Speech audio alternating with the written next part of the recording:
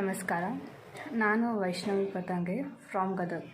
So ನಾ ಇದು 3-4 ಡೇಸ್ಗಿಂತ social ಮೀಡ್ಯಾದಾಗ ನೋಡಾಂತೀನಿ. ಇದು ಝೀ ಕನ್ನಡದಾಗ ಒಂದು ಶೋ ಬರುತ್ತೆ, ಮಹಾನಟಿ ಅನ್ನೋದು.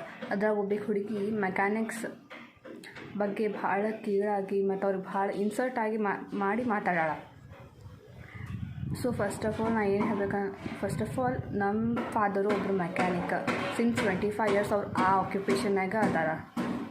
ಮತ್ತು ನನಗೆ ಮತ್ತು ನಮ್ಮ ಅಕ್ಕಾಗ from KG to 10th one of the best schools in Gadag ಕಲ್ಸಾರ, ಇಂಗ್ಲೀಷ್ ಮೀಡಿಯಮ್ ಸ್ಕೂಲ್ನಾಗ. ಮತ್ತು ಈಗ ನಾವಿಬ್ಬರು ಇಂಜಿನಿಯರಿಂಗ್ ಮಾಡಂತೀವಿ. ಮತ್ತು ಅದು ನಮಗಂತೆ ಅವ್ರು ಒಂದು 2 ವೀಲರು ಮತ್ತು ಒಂದು 4 ವೀಲರ್ ಇಟ್ಟಾರ. ನಾನು 2 ವೀಲರು ಹೊಡಿತೀನಿ, 4 ವೀಲರು ಹೊಡಿತೀನಿ. ಎಲ್ಲ ಕಲಿಸಿಟ್ಟಾರ ನಮಗೆ. ನನಗೆ ಒಂದು ಬೆಸ್ಟ್ ಮತ್ತು ಕಂಫರ್ಟೇಬಲ್ ಲೈಫ್ ಲೀಡ್ ಮಾಡಂತೀನಿ ನಾ ಈಗ ಪ್ರೆಸೆಂಟ್. ಕನ್ನಡದಾಗ ಮಹಾನಟಿ ಅನ್ನೋ ಒಂದು ಶೋನಾಗ ಗಗನ ಅಂತ ಒಬ್ಬ ಹುಡುಗಿ ಮೆಕ್ಯಾನಿಕ್ಸ್ ಬಗ್ಗೆ ಭಾಳ ಇನ್ಸಲ್ಟ್ ಆಗಿ ಕೀಳಾಗಿ ಮಾತಾಡೋದು. ಅದು ಮೇ ಬಿ ಒಂದು ಆಕಿ ಡೈಲಾಗೇ ಹೇಳ್ತಿರ್ಬೇಕಾ, ಆದರೆ ಆಕಿ ಯಾರು ರೈಟ್ನೂ ಇಲ್ಲ.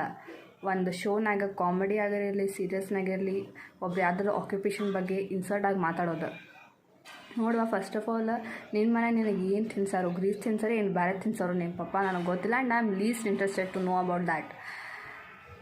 ನಮ್ಮ ಮನೆಗಾದ್ರೆ ನಮ್ಮ ಪಪ್ಪ ನನಗೆ ಮಿಷ್ಟಾಂಗ ಭೋಜನ ಮಾಡಿಸ್ತಾರೆ ಡೈಲಿ.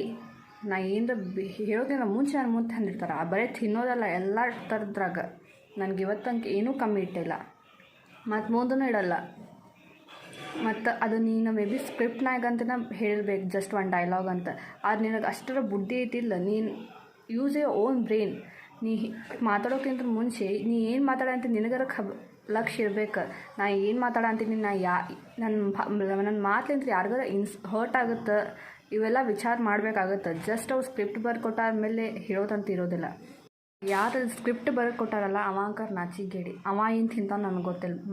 ಮತ್ತು ಅವ ಏನು ಸ್ವಲ್ಪ ನಾಚಿಕಿದ್ರು ಅವನಿಗೆ, ಅವ ತನ್ನದು ವೆಹಿಕಲ್ ತೊಗೊಂಡು ಯಾವ ಮೆಕ್ಯಾನಿಕ್ ಕಣ್ಣು ಹೋಗೋದಿಲ್ಲ.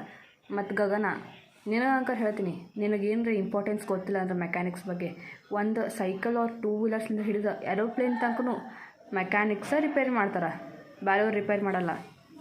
ಬೇರೆ ಟೈಪ್ ಮೆಕ್ಯಾನಿಕ್ಸ್ ಇರ್ತಾರೆ, ಅವ್ರು ರಿಪೇರ್ ಮಾಡ್ತಾರೆ. ಇವತ್ತು ಅವ್ರು ಇದ್ದಿಲ್ಲ ಅಂದ್ರೆ ನೀನು ಬಿಸಿಲಾಗ ಮಳೆಯಾಗ ನಡ್ಕೊತ ಅಡ್ಡಾಡ್ತಿದ್ದಿ. ಅವ್ರಿಲ್ಲ ಅಂತ ನೀ ಏನು ಗಾಡಿನಾಗ ಬಂದಿಲ್ಲ, ಅದು ಅವ್ರ ಸೋಲಾಗ. So I have no right to tell about any occupation or anybody. Ramesh Aravind sir, ನೀವು TVನಾಗ ಇಲ್ಲ ಶೋಸ್ನಾಗ ಮತ್ತು ವೀಕೆಂಡ್ ವಿತ್ ರಮೇಶ್ನಾಗ ನೀವು ಜೀವನದ ಉಪದೇಶ ಕೊಡ್ತೀರಿ.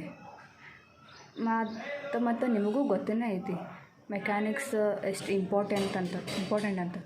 ಆದ್ರೂ ನೀವು ಆಕಿಗೆ ನಿಂದ್ರಿಸೋದು ಇಲ್ಲ, ಆಕಿ ಹೇಳೋ ಬದಲಿ ನೀವು ಆಕಿಗೆ ಕ್ಲಾಪ್ಸ್ ಹೊಡೆದು ಇನ್ನೂ ಸ್ವಲ್ಪ ಎಂಕರೇಜ್ ಅಂತೀರಿ. ನೀವು ಮತ್ತು ಇದು ಶೋಸ್ನಾಗೆಲ್ಲ ಹೇಳೋದು ರಿಯಲ್. ಮತ್ತು ಇವಾಗ ಎಲ್ಲ ಥರದ ಅನುಭವ ಇದೆ ಅಂತ ತಿಳ್ಕೊಂಡಿದ್ದೆ.